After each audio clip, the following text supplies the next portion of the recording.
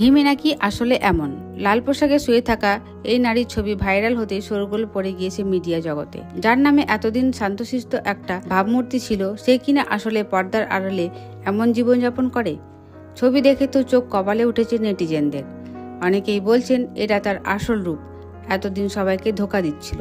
কিন্তু বাস্তবটা জানেন কি? এই ছবিটি সম্পূর্ণ ফটোশপ করা।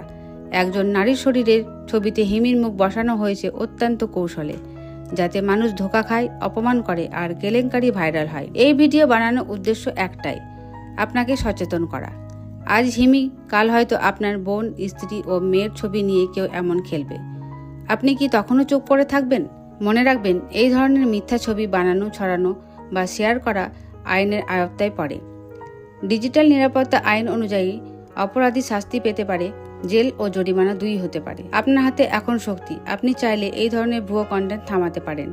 শুধু চোখ খুলে সত্যিটা দেখলেই হবে। এই বিষয়টা নিয়ে আপনি কি মনে করেন? আপনার মতামত দিন, কমেন্টে জানান। ধন্যবাদ।